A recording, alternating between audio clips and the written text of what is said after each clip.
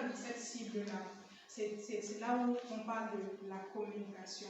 Parce que, généralement, le client ne vous découvre pas à l'instant. Ça peut arriver un peu, c'est quand la personne a besoin du produit que la personne, en cherchant, vous découvre. Mais parfois, ça peut être par une publicité comme ça, ou alors sur un fil d'actualité Facebook, des choses comme ça.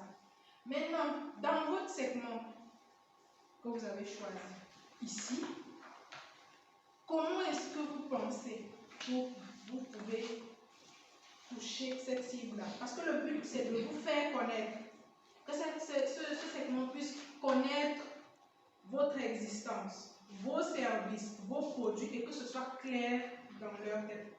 Comment vous faites pour toucher ces personnes-là? Et maintenant, au niveau de la distribution, c'est comment votre produit ou vos services arrivent à bon port. C'est-à-dire, si j'ai fini de communiquer, ok, la personne est au courant que je vends les boissons, comment je fais pour que la personne entre en possession de ces boissons-là? Est-ce que j'aurai un local, ou alors je fais la livraison à domicile? Est-ce que c'est la personne qui vient, on se voit à un endroit où, vous voyez un peu ce genre, ça revient au 4P qu'on venait de voir. Donc le canal de distribution, c'est celui-là. Mais par contre, au niveau de la communication, c'est là où je vais un petit peu faire un zoom dessus. C'est que il y a des personnes qui se lancent sur les réseaux sociaux juste parce qu'il y a les entreprises là-bas, et allons. Mais pourtant, parfois tu n'en as pas besoin.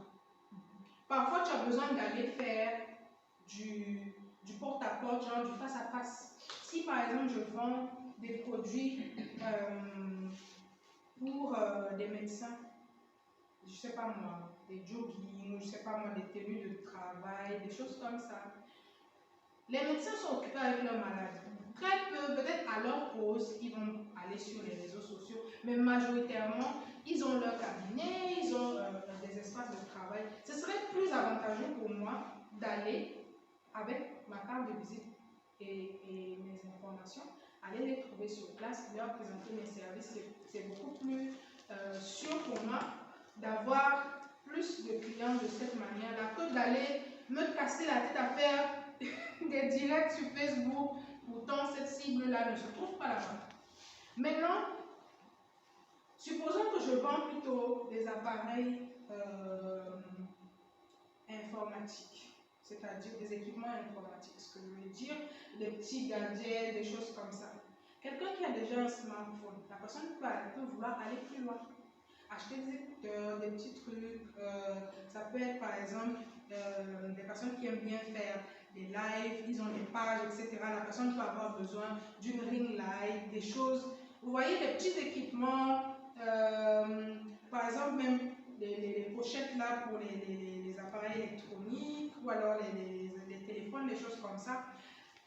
Si je vais faire un direct sur Facebook, bien une publicité, ces personnes-là qui sont sur les réseaux sociaux, c'est déjà un indicateur pour moi, parce que la personne a déjà le produit de base.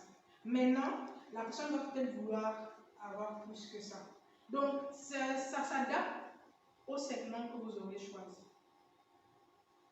S'il se trouve là-bas, on va là-bas.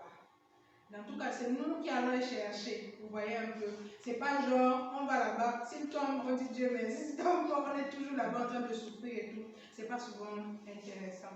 Donc, comment vous pensez que vous pourrez entrer en contact avec vos segments? Je vais vous laisser le temps de réfléchir là-dessus.